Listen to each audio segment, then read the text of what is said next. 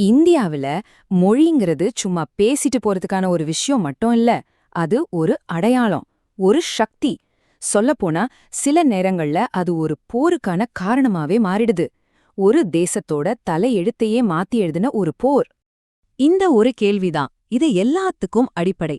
நம்ம சாதாரணமா பயன்படுத்துற ஒரு கருவி எப்படி ஒரு மக்களோட உணர்வோட, அவங்க உரிமையோட கலந்து ஒரு பெரிய போராட்டத்தோட ஆயுதமா மாறுது? வாங்க, இதுக்கான விடையத்தான் நாம தேடப் போறோம். சரி, வாங்க கதைக்குள்ள போலாம். நாள் ஜான்வரி 26, 1965. நாடு முழுக்க குடியரசு தின கொண்டாட்டங்கள். ஆனா தமிழ்நாட்டுல மட்டும் அந்த நாள் ஒரு கொண்டாட்ட நாள் இல்ல. அது ஒரு துக்க நாள். ஏன் தெரியுமா? அன்னைக்குதான் இந்தி மட்டும்தான் இந்தியாவோட ஒரே அலுவல் மொழிங்கிற சட்டம் அமலுக்கு வர இருந்துச்சு. தமிழ்நாடே கொந்தளிச்சு போச்சு. ஒரு எரிமலை வெடிச்ச மாதிரி இருந்துச்சு. மாணவர்கள் தலைமையில மாநிலம் முழுக்க போராட்டங்கள் வெடிச்சுது. மக்கள் தெருவுக்கு வந்தாங்க. ஊர்வலம், ஆர்ப்பாட்டம்னு தமிழ்நாடு மொத்தமா ஸ்தம்பிச்சு நின்னுது. அந்த எதிரிப்போட தீவிரம் டெல்லியே திரும்பி பார்க்க வச்சுது. ஆனா இந்த போராட்டம் ரொம்ப சோகமான ஒரு கட்டத்துக்கு போச்சு. இந்தி திணிப்பை எதிர்க்கிற தங்களோட உறுதிய இந்த உலகத்துக்கு காட்ட சிலர் அவங்க உயிரையே ஆயுதமாக்குனாங்க. திருச்சியை சேர்ந்த சின்னசாமி தம் மேல தீ வச்சுக்கிட்டு இந்த மொழிப்போரோட முதல் தற்கொலை போராளியா மாறினார். இந்த போராட்டங்கள்ல நடந்த வன்முறை, போலீஸ் நடவடிக்கைகள்ல அரசாங்கத்தோட அதிகாரப்பூர்வ கணக்குப்படி மட்டுமே 70 பேர் இறந்தாங்க. யோசிச்சு பாருங்க, ஒரு மொழிக்காக 70 உயிரா? அந்த போராட்டத்தோட தீவிரத்தை இதிலிருந்தே நாம புரிஞ்சுக்கலாம். ஆனா உண்மையான இழப்பு இதை விட பல மடங்கு அதிகம்னு சில கணக்குகள் சொல்லுது. கிட்டத்தட்ட 500 பேர். ஒரு மொழிய காப்பாத்த இவ்ளோ பெரிய விலைய கொடுக்க ஒரு சமூகம் ஏன் தயாரானது? இந்த கேள்விக்கான பதில் அந்த ஒரு வருஷத்துல இல்ல, பல வருஷத்துக்கு முன்னாடியே அதுக்கான விதைகள் தூவப்பட்டுருச்சு. 65ல வெடிச்சது ஒரு எரிமலைன்னா அதுக்கு பல வருஷத்துக்கு முன்னாடியே பூமிக்கு அடியில அந்த நெருப்பு கொதிச்சிட்டு இருந்திருக்கு. வாங்க கொஞ்சம் டைம் டிராவல் பண்ணி பின்னாடி போய் பார்க்கலாம். பாருங்க, 1937லயே ஹிந்திய கட்டாயமாக்கினப்போ முதல் எதிர்ப்பு போர் ஆரம்பிச்சிருச்சு. பெரியார் தலைமையில நடந்த அந்த போராட்டத்துல நடராசன், தாளமுத்துன்னு 2 பேர் ஜெயிலே இருந்து போனாங்க.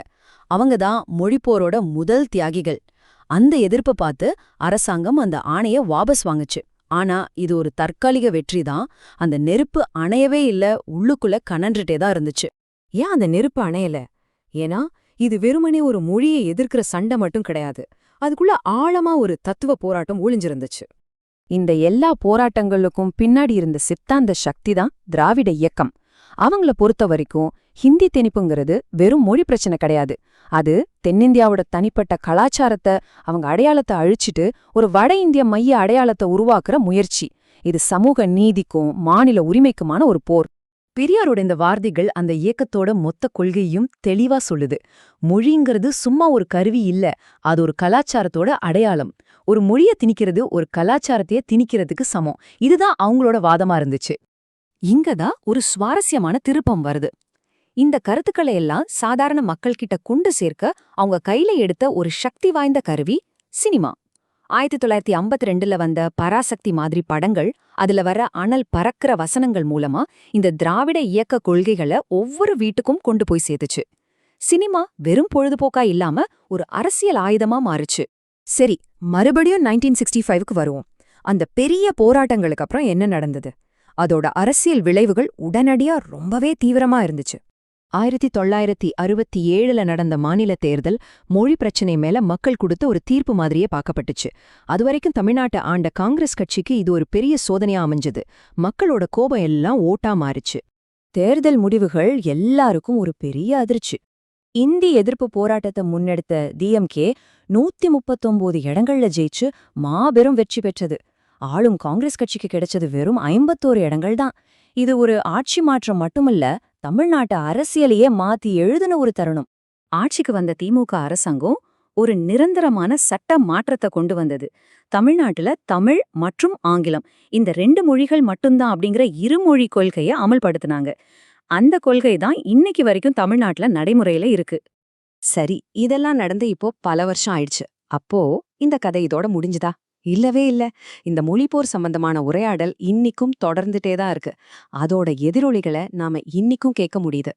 நீங்களே பாருங்க 2017ல பெங்களூரு மெட்ரோல ஹிந்தி பலகைகளுக்கு எதிரா நடந்த நம்ம மெட்ரோ ஹிந்தி பேடா போராட்டமா இருக்கட்டும், இல்லனா ரொம்ப சமீபத்துல 2022ல ஹிந்தி திணிப்பு பயத்தால ஒரு 85 வயசு விவசாயி தீ குளிச்சு இறந்து போன சோகமா இருக்கட்டும், இது எல்லாமே ஒண்ணுதான் சொல்லுது. மொழி சம்பந்தப்பட்ட உணர்வுகள் இன்னைக்கும் எவ்வளவு தீவிரமா உயிர்ப்போட இருக்குங்கிறது தான் அது. இது வெறும் வரலாறு இல்ல, இது நம்ம நிகழ்காலம்.